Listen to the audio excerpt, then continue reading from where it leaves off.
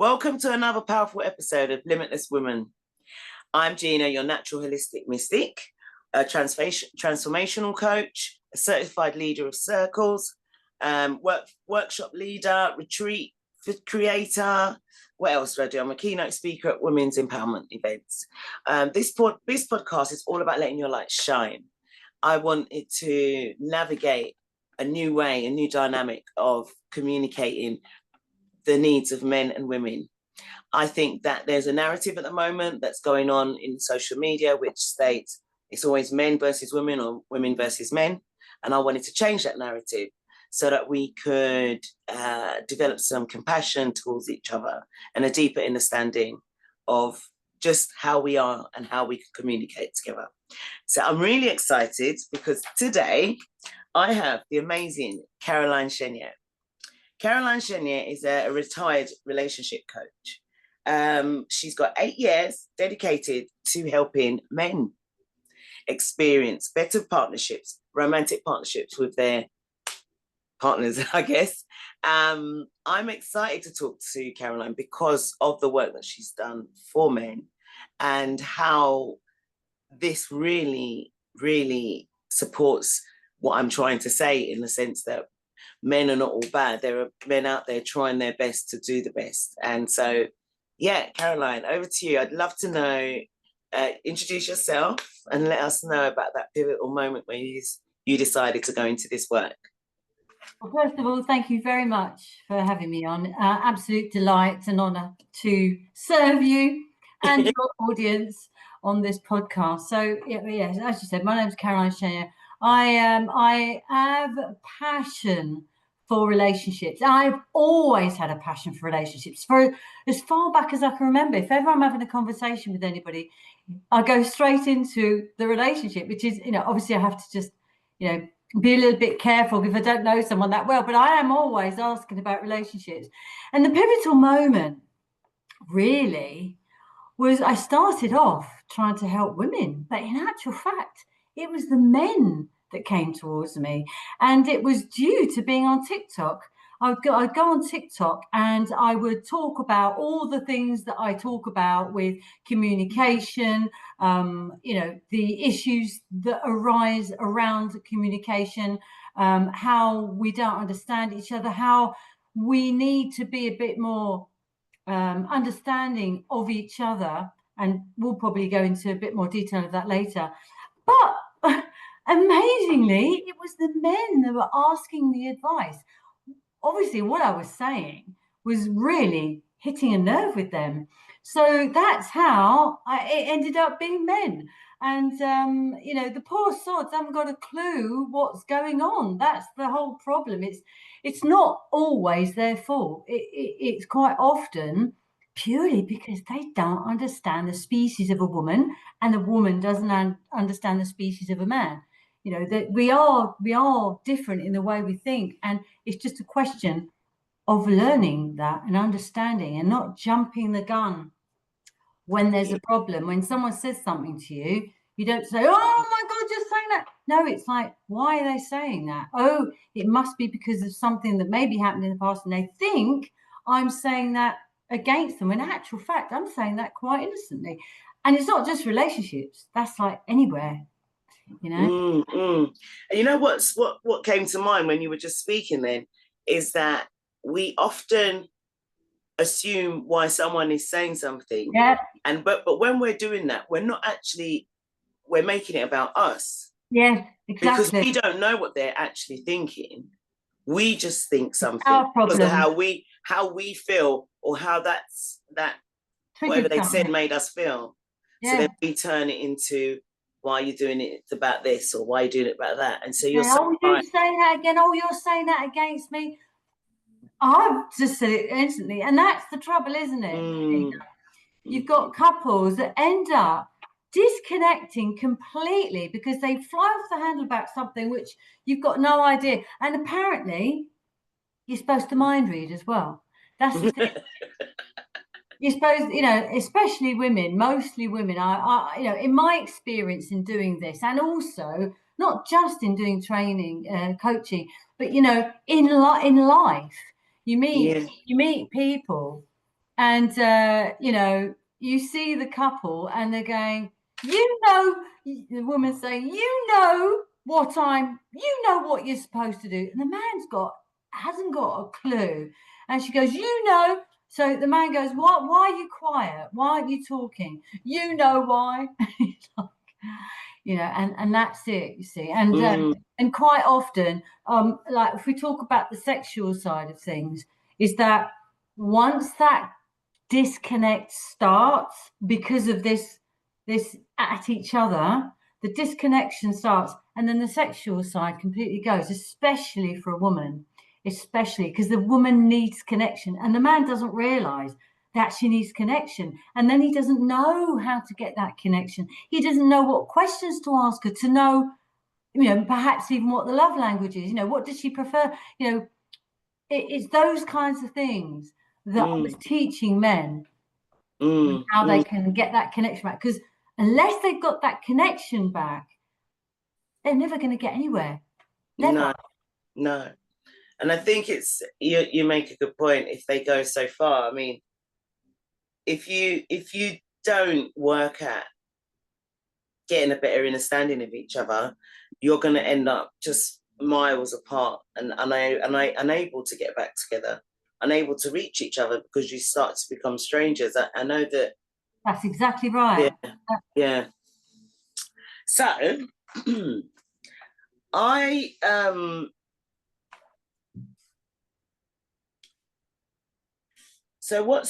would like to know about you and what you what one of the biggest challenges you faced as a woman. Yeah.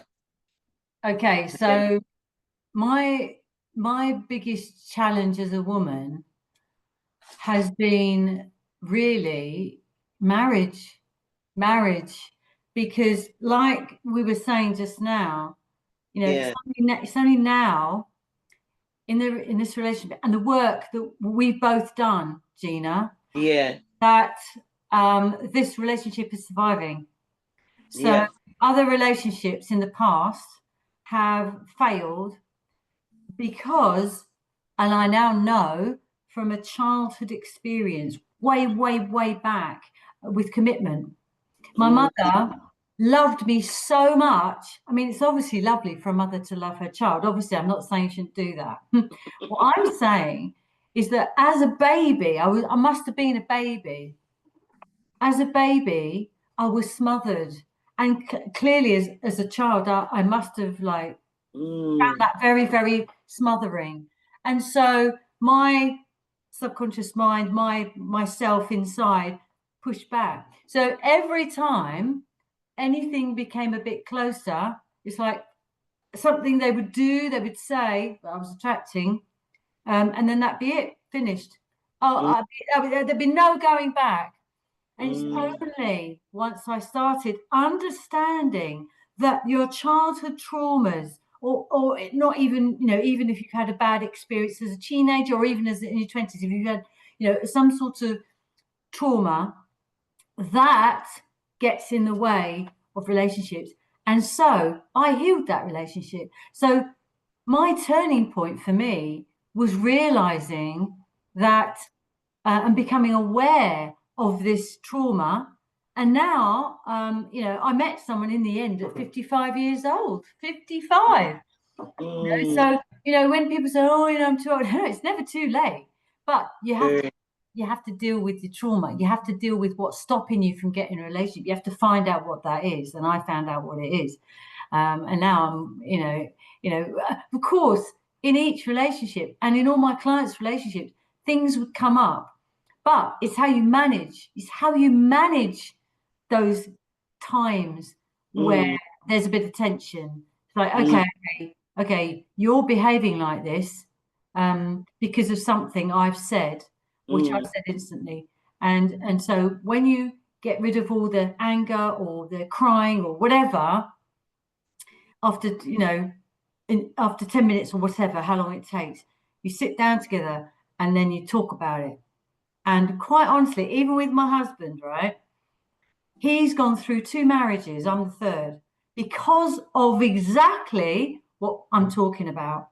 And he had no idea. So slowly, since he was with me, as I was a coach anyway, I wasn't coaching him, but little things that happen, little things that I would say naturally being a coach. And then he went off and had some hypnotherapy, actually, a proper hypnotherapy, not one which is just one session. It's like, a recording every night goes in your ear and rewires your brain to a different narrative. Yeah. So when that same thing happens, it doesn't affect you because you've dealt with it. So he now, with his other previous, because I want to know everything. I'm always wanting to know about previous relationships. I'm not a normal woman. I like to know about all these things from the past. So in the past, they wouldn't speak for days, and but it's all resolved in 10 minutes now. It's all resolved in 10 minutes because we know how to handle it. We know how to handle it, and that is the secret. I mean, it all boils down to communication. Yeah. This is the thing. What you say is like, I've been really, really leaning into radical responsibility, radical humility, just taking accountability and things like that. Yeah. And I remember doing a show with men, and it was a men's show, but there was a women's section where we spoke. And I remember a lot of men calling in, complaining and saying things like, all women this, every woman that, every woman does this, every woman. And I remember sometimes they will repeat offenders, as so to speak, like calling in continuously about it. And one of the things that I came up with when I was listening to them, and I was really trying to show some compassion because it's their lived experience. And I think until you've done some of the deep subconscious work we've done, it can be very hard for people to go past a certain level with their own understanding of themselves. So obviously when I speak on the radio, I try to be really gentle about it. And I'd be like, well, that it's not all women. And they'd be like, no, it's definitely all women. I'm like, well, I don't think like that. So that's at least one woman that's discounted your theory. And I know I'm not alone in how I think. So I'm just trying to say that perhaps it's just been the experiences you have had. And if you're the same person, like the common denominator in all your past relationships, perhaps there's something you could look at as to why you keep attracting, which is what you're talking about. It's about going deeper and saying, actually, what's going on? And then you go in and you find your inner wound, and you start regressing, and then you start to find out what the core thing is that's been driving you unconsciously. But when you speak like that to some people, it just doesn't land. Yeah, no, it doesn't. They're not ready. And I've learned, Gina, they're not ready. Yes. And I respect that. But the thing is, I felt because there were so many people saying it, I had this intuitive drive to say it. Now, the way I see it, even if a lot of people go, oh, that's rubbish, there may be someone that goes, well, let me have a think. Yeah, that's right. And if there's just one person, fine. You know what I mean? Job done, as far as I'm concerned. Yeah. That one person, you know what it's like. You heal and you vibration it, and the people around you, and it just spreads. So yes, you don't need to heal the world, although that would be wonderful. But but if you could just start with one, which I think, but you did so many, which I was always so impressed with the conversations that I know that you would, when you used to talk on your lives and stuff, and I used to see the work and the things that used to come up with and how well so many people viewed them. Like, it was like definitely a space that was needed. And I think it's great because I don't know that very many men have a space like that, and it's led by a woman. Because I think a woman leading a space like that, or a woman giving voice to men, can sometimes be more no, I don't want to say, I'm not saying that we're more credible, but it might make more females listen, because it's like, did you get people turning on you though? Women having a go at you for no, up for men? No, there's one woman though that did ring me to say, I've done all the things, I'm doing all the things that you've said. and it's not working, you know. So but you see, I think at the end of the day, what happens is that, right, so one person triggers the other, and then the other one will say something that will trigger the other one. And, you know, unless you have mediation or you have, you know, a session where you talk to, you know, you can't take what she says or what he says face value. You have to really, you know, go. Oh yeah, for sure. I remember when I was a social worker, and as soon as people knew I was a social worker, they'd start talking to me about something very personal to them, or someone else, or I don't know, and then they would want me to be like advocate, and I wouldn't do that, because actually I didn't know the case. Don't know the social worker. I haven't got any evidence, and the worst thing you can do is lead someone on a path without having full knowledge and background. You know, you can't even support them properly. It's actually very unhelpful. So yeah, I totally get that. Right. What do I want to ask you next? So many things I love to ask. Okay, I know you're gonna. Okay, what do you think a common misconception about women, or what do you think's a common misconception about women or men that you think we need to address in order to bridge the gap? Okay, I can dive straight into this one. So for me, in my observations, it's where the woman, there's such a big disconnect with the couple that the woman doesn't even want to be touched, and the man just keeps on going to try. And what I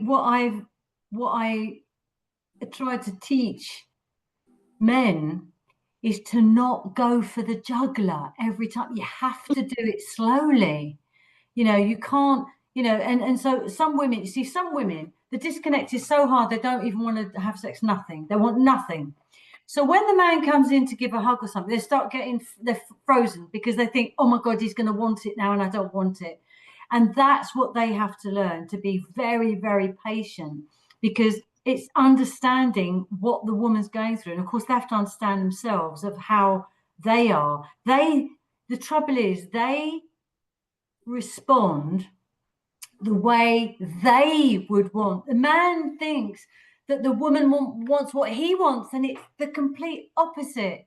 And that's one of the biggest mistakes, is the woman thinks that the man will think like her, and he thinks that she's going to think like him, and it's so wrong. You have to treat the other person like not like yourself, right? And so, you know, it was I can't remember the name of it now, where you have to go in very, very slowly. So that, you know, I was teaching them to start off with a very gentle touches or just hugs, but no more. You just, is that like tantric? Oh, tantric's different. Tantric is where it can go on for like days and days, and you do not go for you don't do it. You do everything but it. And that's what keeps it going. Like once, because we all know, right? Once they've done the job, that's it, finished. And the woman's like, oh, you know. So with tantric sex, we go on. And I remember Sting actually brought this to light. You know, this is where we all first heard of tantric sex. He has a lot of it with his wife. It would last for 5 hours, you know, and that's it. You see, when you go to the point, but you don't do it, and then you keep doing that, it's brilliant sex. But it really is about letting the woman know that you're going to just kiss her, and that's it, walk away. And you've got to get her used to like thinking, oh, he's not gonna want to have, you know, sex now. That's all right, then I can let him do that. And it's slow, see, and the men like quick, fast, and it's just not going to work like that for a woman. You know, if he loves his woman and she loves him, because there's, you know, they've got a disconnect, but they do, you know, they still love each other. That's the way to do it, and you have to have that patience. But yeah, that's it. Makes sense. I've had an experience in the past where somebody's been a bit too keen, and it wasn't that I didn't like them. It's just that I just needed them to just calm down a little bit. Yeah, you got. And it was, in fact, that made me. And it's not that I'm a prude or didn't want to. It made me not want to. Yeah, it does. It pushes them away. Yeah, it actually pushed me away. Yeah, it actually pushed me away. It's like those magnets when they're against each other. Is you become that kind of magnet. But you know, it's one of those things where the man has to let the woman do the driving. Even on a date, you never ever, man should never ever go for it. Never. Because the woman will show you when she wants you. She'll take your hand. She'll put her arm around you. It's like, oh, that's the sign. Or she'll look lovely in your eyes, or she'll look at your eyes and your lips. You know, then you can kiss her. See what I mean? You've got to let the woman do the driving. Yeah, let the woman do the driving. She feels comfortable. The barriers don't go up, and you know that there are so interesting. I'm going to observe myself now on dates. Like a little science project, because I'm in the moment at the moment. I'm in a moment of just having dates. Yeah. And I've been meeting some really lovely men, going for coffees and lunch. You know, nothing else more than that. Just gentleman company, nice cup of tea or whatever, and just talking. It's been really nice. Yeah, my brother's doing the same, actually. He's doing the same. He's really enjoying it. He's meeting all these different people. They're taking him to a different part of London. He gets them to choose, you know, and he goes to a different part of London, meets all different people from different cultures. And it's really nice. So I'm going to observe myself if I'm looking at a man's lips. Well, look, if you go out with him a couple of times, he'll try, you know, I mean, I was going through a phase where I was really on it, right? So they knew straight away they could do, you know, because I was driving, I was giving them the, you know, but there are many. I mean, that was just a phase. I was in my sexual peak. I was like on that sexual train, and I couldn't get off the thing. It was going 100 miles an hour, and I just couldn't get off the bloody train. It was just a nightmare. The sexual peak lasted probably 8 to 10 years. And you know, I was quite happy, you know, having a great time. But as I said, I was doing the driving, you know, and if I didn't want to, because like there's one thing as well with meeting these people, is that you might see the photograph on the dating app, and you might think, okay, but when you meet them, you just don't feel that energy. It just doesn't feel right. And some people say, oh, go on, you've got to give it a try. If you don't feel it when you meet the person, it's not going to come magically. It's really not. I mean, your energy is like, you know, you've got your energy and he's got his energy. And if they're going like that, fine. But if they're going, it's just, you can't do anything about it. That's how it is. You can't force attraction, can you? You can't. You really can't. Can't force it. It's either there, it's not. And attraction isn't always necessarily a look. It's just it might be just someone's way. Some manner. Maybe I'm finding as I've gotten older that I think when I was younger, it was just looks. I don't think I paid much attention to what they were saying. If I'm honest, which would explain some of my choices, to be fair, right? But as I've gotten older, I'm finding that the conversation, I really need to connect with my mind. Not like we have to send each other Einstein test or anything stupid like that. No, but I'm just saying the flow of conversation and just interest. Yeah, it's changed. I think they said that it's called sapiosexual, I believe. Well, don't forget you have different types of intimacy. You've got the sexual. No, what is it? Intimacy. Yeah, sexual intimacy. But you've got the intelligent intimacy. You know, so you know you probably going towards the intelligent intimacy. You know, there are people in what's it called, the tri relationship. We've got 3. You see, you're going to have a sexual intimacy with one, probably really explosive. Then you've got the spiritual intimacy, but then you've also got the intelligent intimacy. Now, Oh. You've got a couple. No, no, just think about it. How can you have all of those intimacies in? You're gonna have one that's more, dominant than the other. So when you're in a relationship with three people, you'll have, you might have you know, a very sexual intimacy with one of the people in that relationship. Then you'll have the spiritual one where you're just like, you just connect like in that way. But then you've got the intelligent one. There are four of them. There's an intelligent one where you're just talking for hours and hours and hours, and you're really connecting on a brain level. And so people have to understand these different intimacies in relationships. If you're going to just have a sexual one, then the rest of it's not going to, it's probably, if they're like I think my parents, right, they had a sexual intimacy, because if you look at the rest of them, they're all wound each other up all the time. They were from a completely different culture, completely, but up to 75 years old, they were still doing it. That was still really strong between them. And when I used to tell my mom about, when I was doing the coaching, I'd say, oh, well, there's, they're not getting on very well in the bedroom. They're not, she'd go, really? I don't understand that. That's what she'd say. Because clearly, no matter what had happened, in the daytime, arguments, whatever, they would still connect that way. That's brilliant. Well, I love that story. I absolutely. Isn't it incredible? That is a gem. That is a gem. But you see now, so what's the fourth intimacy that you never mentioned? Trying to remember. Oh no, it's fine. It's fine. So if it comes to you, we can come back to it. Just wondered. But you see, what's really interesting? If you don't have, but I feel like you're supposed to have all three, aren't you, in your relationship?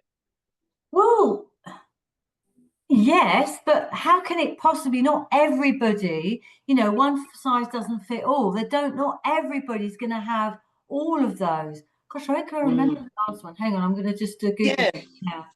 Because it's interesting, isn't it? Because if you haven't got, right, okay, I've got it now. So to my mind,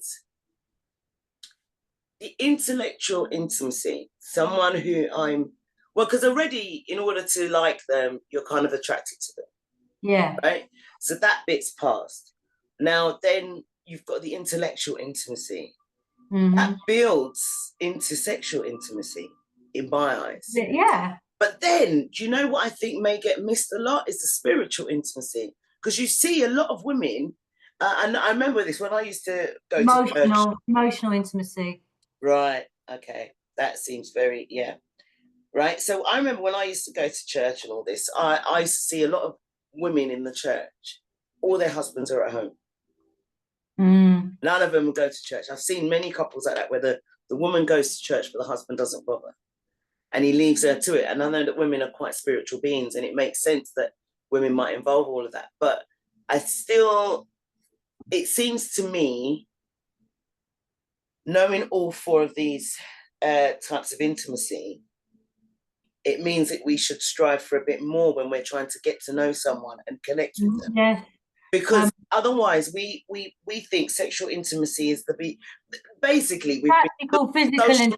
That one is physical intimacy. The sexual one is physical intimacy. Yeah, sorry, but what I mean is, that's physical, sexual, whichever way. I'm just thinking about the fact that you have to be physically attracted and that, and you think the physical intimacy is important. That's been sold to us in Hollywood, everywhere. Do you know what I mean? It's the big romantic kiss, and that's when the kisses don't. That's all we know. That's all we know.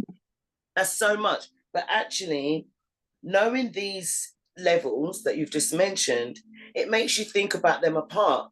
And I think the reason I've kind of started to enjoy these apps is because I'm being so much more. I think it suits my analytical brain. Yeah. It means that I can take a step back and not because I think the physical intimacy is very distracting. It is. You're absolutely It's right. so distracting. So for me, taking a step back to look at these other things, the spiritual, the intellect, the emotional intelligence, and all of these things, taking a step back to get to know someone and see how we really intertwine, because we don't have to be the same, but to see how we can work together and grow and maybe develop. That is really key. It's like the sexual intimacy is the least almost, it's not least important, because it is really important to me. It would be in a relationship, but I don't think that that's the first thing I need to go to, because it distracts me. Trouble is, you're quite right, because you see, when you say it gets in the way, it's the lust. The lust, it just overtakes, doesn't it? Like when you've got that sexual attraction, it's really difficult to switch that off. But with the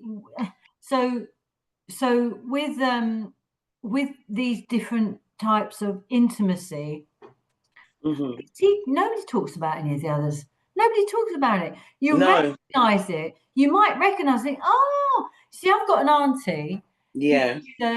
Well, she's about 95 now, and her husband was, I'll tell you what he was. He used to speak Klingon, right? He used to speak Klingon. I can't remember his name now. Proper dedicated. It's tricky, that one. He was also is it rector, a priest type thing. And yeah, I can't remember what we call it now. But anyway, he used to speak, I can't remember, 20 languages. He spoke. Now he was a really big man. My auntie's stunning. Even now she's stunning, right? And you look at the two of them together and you think, but all she would talk about is his mind, his intelligence. It's when I started learning about all of these intimacies that I thought, God, that's it for her. It's the intelligent intimacy that she's fallen in love with, because it certainly isn't the physical intimacy. Yeah, because you see some very different looking couples, and I have often wondered about that, and I think that's kind of beautiful, because they've broken the mold of the norm and they've found something deeper than just the appearances that most people go, and most people go for that appearances, and they don't realize that there's so much more, and like what you were saying about when you're working with these men in relationships, because maybe there was that physical intimacy thing. Maybe they were physically so attracted to them and just didn't pay attention to some things, and some of these things can be red flags, and we move past them, get into a long-term relationship, and in some cases people get married, and then the other stuff that isn't being met starts to pop its head up. They're mixing lust for love. They think, this is what happened to me. I was in love, but I was in lust. And then when the lust goes, you see, and that's it. And I think you can be not always lustful if you have had some other grounding in your relationship, because even then I would say the lust can come backwards and forwards and up and down. Definitely can, yes. Yeah, but if you've at least got yourself grounded in the other stuff, that's what carries you through the longevity of any relationship. It's not all, the lust ain't going to be there all the time. And you think, I mean, I'm older now, I'm not having children, but there's all different things that can go on in people's lives. Stress, tiredness, whatever, and they don't feel lustful. But the thing you see is that, like, take a relationship where it's fallen apart, and the man wants to please her, but he does everything wrong. Why? Because he hasn't asked her, what is it you love? What is it you love the most? Is it touch? Is it a hug you love the most? Is it when I say I love you? Is it when I give you a little, come home with a bunch of flowers? These are love languages. But couples need to ask. I'm not just saying the man has to ask the woman. The woman has to ask the man, what is it that makes you feel really loved? And they'll go, oh, I never thought about that. And that just shows you, doesn't it? They don't sit down and talk about, what is it that makes you feel loved by me? What do I do that makes you feel loved? Because at the moment, everything I'm doing is making you not feel loved. Let's swap it round. Let's start from scratch. And I was teaching a lot of couples to do that because, or men, because women never came. It was the men that came to me, so they would, do that. But also, like, when there is an argument, going back to like when something's been triggered, it's when you're talking about it's not when someone's in the middle of cooking or when you're in the middle of doing something. It's and not when the kids are around as well, because it just ends up being a shouting match. So what's really important is to have a conversation and almost like do a verbal contract, right? So there's something on my mind and I need to talk to you about it. Can we go to a room and just talk about it with the door shut? And then what you then need to say is, right, I'm going to tell you, it's like a verbal contract. I'm going to tell you how I feel.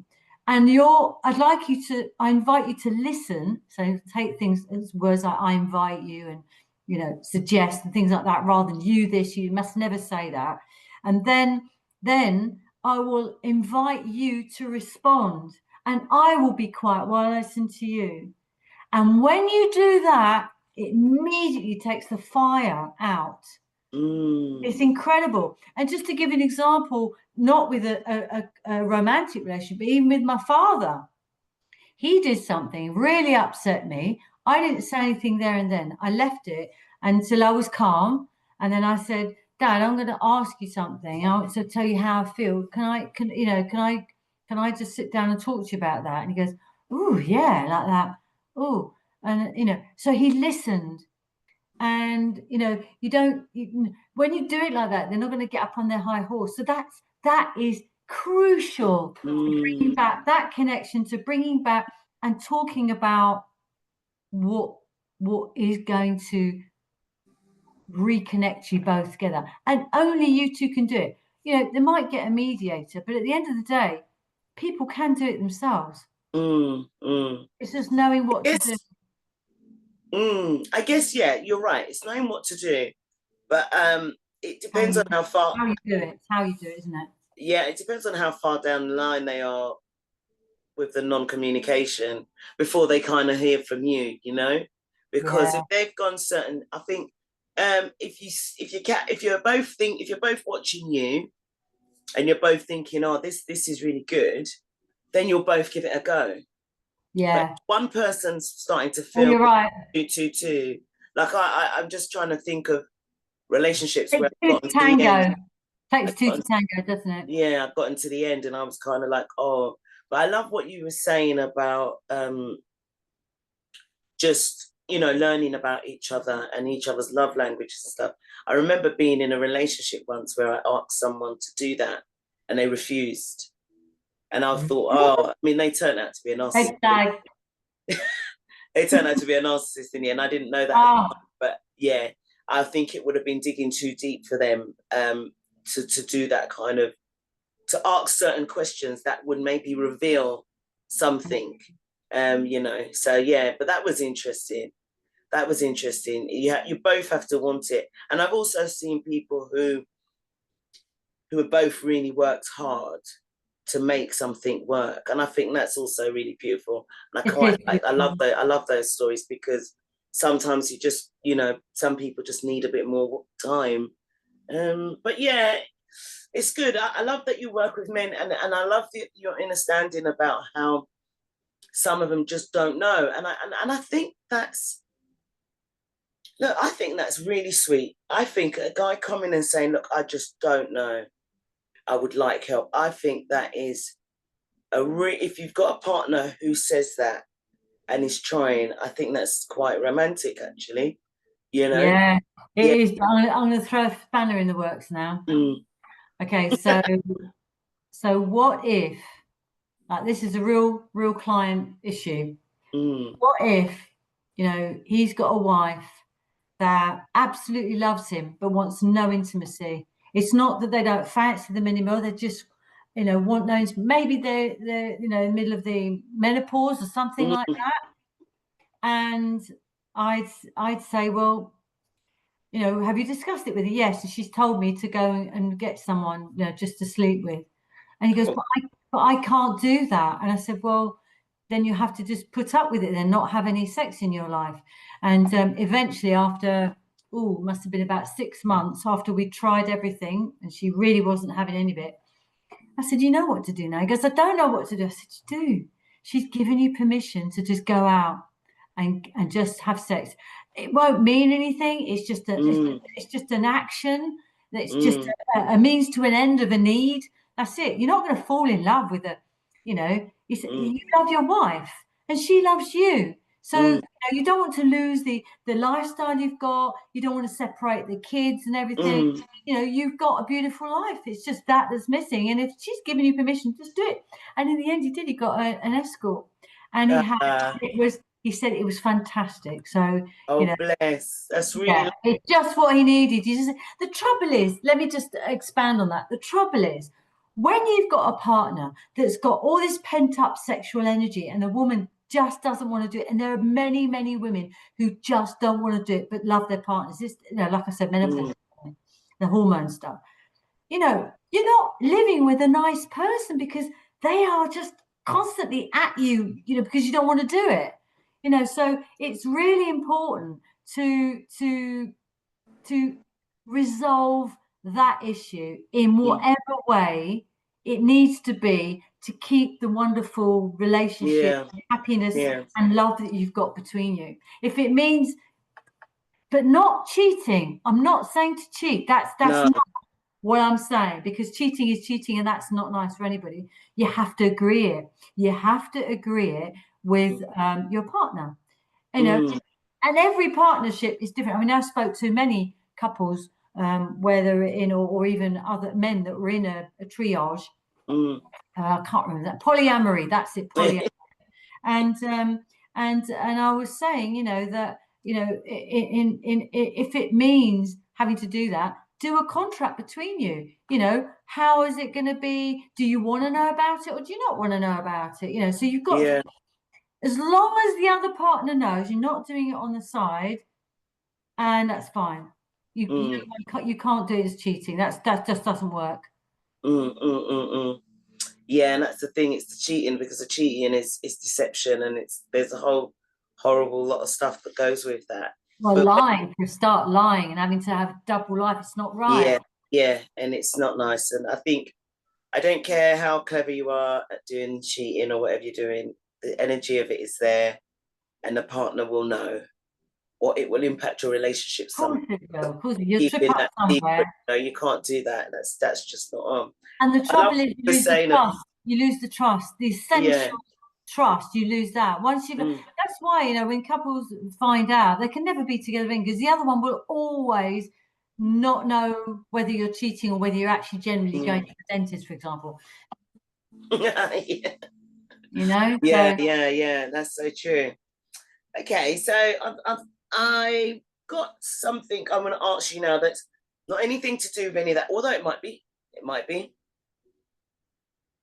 I want you to tell me what letting your light shine means to you and how you do that in your life. Letting my light shine. Letting my light shine is when I'm my happiest, when I'm chatting, when I'm talking to people, meeting people, and helping them with relationships. You know, but only if they want to. Only if they, I know, I don't stick my nose in unless they want to. I like to ask all the questions about how long you've been together and what's the secret of your relationship lasting so long, stuff like that. You know? And you know, I'm at my happiest when I'm meeting people and learning about people, understanding about them. And you know, every single person on this planet has got a story to tell. They've all got something. They've all got a gift as well. Everybody's got a gift. Some of them haven't found it yet, but I love it. I love people. Yeah. I see that about you. What's one piece of wisdom or insight you wish you could go back and share with your younger self? I think that would have to be to to, you see,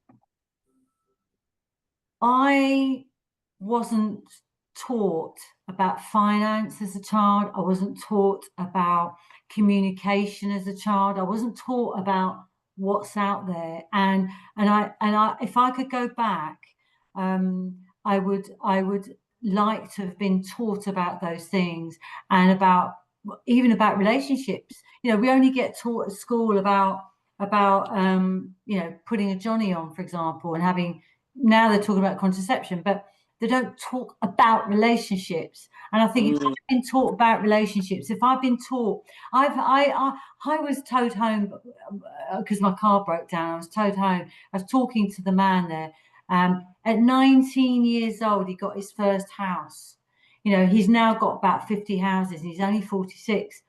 And I wish, if I'd been taught about stuff like that, I think that, you know, would have really helped me move on. I think so. I think people are starting to do that with their children now, but there's a big chunk of stuff because we were taught a traditional way of education, and we've carried on with. I mean, I don't know if it's changing now, but we have the same kind of education. By the time I was at school, education had been taught like that for over 250 years. So over 250 years, all the things that have changed in the world, and the education system has pretty much stayed the same. Yeah. And the subjects are sort of still a bit archaic, you know? I mean, unless you want to be a scientist, maybe you might want to do physics or something. But, you know, I'm just saying, like, yeah. Even things with the mind at school, understanding about our subconscious mind, understanding, you know, our mind is, you know, even learning to think. You know, we were never taught how to think at school. And analytical thinking. I think they call it now. They had a class called critical thinking. They had at my daughter's school. We didn't have those subjects when I was at school. No. And that's, I think that would have. I mean, you know, my life's turned out all right, but I think it would have been even better. I would have been, you know, a lot better in my life had I had that kind of education. The mind, finance, and relationships. You know, it was all very taboo. Relationships was all very taboo, and we weren't supposed to be having them, were we? No. And you weren't supposed to enjoy sex. It was very, very tarty to enjoy sex, and it was just rubbish. It's absolute shite. So I think I learned much later in life. You know, I remember at 40, my sexual peak, thinking, "Oh my God, I missed out on years of allowing myself to just," because of my Catholic religious education, where, you know, you can't have sex before marriage or whatever, which I did anyway. But, you know, allowing yourself to enjoy it. You're supposed to be a sin, isn't it? So for years, I didn't, you know, I didn't allow myself. Unconsciously, I wasn't allowing myself. So when I let rip in my 40s, it's like, oh my God, what have I missed out on, you know? Yeah. So. Yeah. I hear you. You've answered most of this now, actually. Oh. I was gonna there was something I was gonna ask you, but we've had such a good conversation. We've kind of talked about. Oh, I tell you what, I do always ask this question, and I'm gonna ask you. What is your favorite and most inspiring quote that you'd like to share with the audience? Okay, there's one that I used to always quote. It's called, now how's it go again? It goes, get my pen.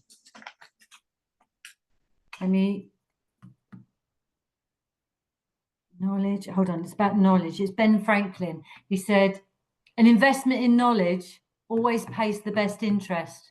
An investment in knowledge always pays the best interest. So good. Yeah. Benjamin Franklin. Good. I think he was an American president. I don't know. I just remember. Yeah, I think he's on American money, isn't he? Yes, he is. Yeah. Yeah. He must have been a president. Yeah. They should always quote that. Franklin, so I'm going to write that down quickly because I don't want to forget that. Oh, I mean, I could always text you, but let me write it for myself. And let me think.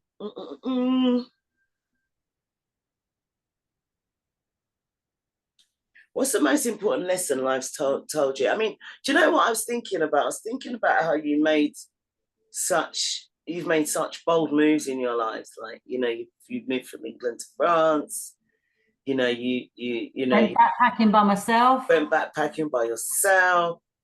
You know, you just decided to pack up everything that you was doing, and you went backpacking. You went and did something with elephants or something. What was it? That's the third time I went backpacking. I went and did volunteers with elephants that have been abused by tourism.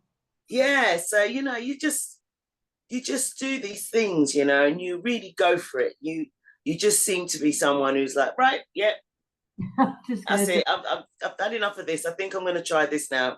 Boom, and off he goes. And so you know, the reason I'm asking you this, I said that's why I'm saying all this is because I'm thinking, what's the most important lesson life has taught you so far? My biggest lesson is to open my mind and to understand myself. That's the biggest lesson I can honestly say, hand on heart. It's the best thing I ever did is finding out about me, because most people go through life just being a person on the planet. They don't understand who they are, and what makes them tick. And I had to learn what was making me tick, and that was my biggest lesson. And that's why I was saying, with the question you asked me about what I would have liked to have learned when I was young. Yeah. See, if I'd learned all that way back, I would have, you know, I don't know, who knows what would have happened, but other things would have happened. It's like that film Sliding Doors. Have you ever seen that film Sliding Doors? Yeah. I went down that road, but if I'd done that, I'd done the other, who knows? I mean, I often think things like that, but then, you know, everything that's happened has led us to right here. Right. And would I change it? We are. No, I don't know. I mean, there are things. Because how would I know what would happen? Would I have the children I have? Would I have the friendships I have with you? Would I have? Yeah. Would I have met people? Would I have gone? It's so. But I get what you mean, though. I still think there's a lot of value in what you said, in that to have more knowledge as children and to be educated on finance. I still think that is a good thing. Do you know what I mean? And I'm glad that you mentioned it, because I think more of us who have produced other adults on this planet, other humans, I should say, that are becoming adults, should take heed of that, because I didn't get that, and I'm not sure that I tried to sort of teach my children with my limited knowledge. You were very young though, don't forget. Yeah. So some hit, some didn't, some, you know, it was like boom, boom, boom, and sometimes I learned from my mistakes, actually. but yeah, so and now I learn a lot from them, to be fair. So yeah, it's an interesting one, but yeah, I really love that. So Caroline, I know you're not doing the coaching anymore, but is there anything that you're doing at the moment that you'd like to share with people, or just some final thoughts on what you want to share? And if people did want to contact you, would you still take on people, or have you completely retired? No, I'm completely retired from that. I mean, yeah, I do, I love talking with people, but I've got a job now and I haven't got time for that. But it's a shame. It's a shame. See, that's something I could have started years earlier as well, you see. And it's there. People can still watch your TikToks though, right? Oh, my TikToks, I've got 52,000 people on that. Yes, I'll do is I'll let people can just scroll through and read your TikTok. It's worth looking. It really is. If there's anybody watching here and they would like to see what I said, I mean, it's called Sexplosion. It's on TikTok. I'm called Caroline Sexplosion. And on YouTube, it's Caroline Sexplosion as well. So everything that I did, I do lives. All my lives are on there, and then I did loads of stuff. So there's bound to be stuff that people would be interested in. I mean, it's to get. Yeah. So what I'll do is I'll leave that for them so that they can go and have a little read. Yeah. So they can go and have a little read, and they can look at the titles, and if it's particular to them, they can look at it and maybe get some nice gems of advice from you. But just so that they know that they shouldn't call you for a consultation, because she's not doing it anymore, but she's left you loads of stuff. So Go have at it. My legacy there. Caroline, it's been such a pleasure. I'm so grateful. I've had such a good time, and I could talk to you. I do, and I have in fact talked to you for hours in the past. No, thank you so much for having me on. Yeah. I really, really hope that what we've said together has helped somebody in your audience. Yeah. Thanks so much, Caroline. Thank you. Thanks a lot, Gina. Love you. Love you Bye. too. Bye.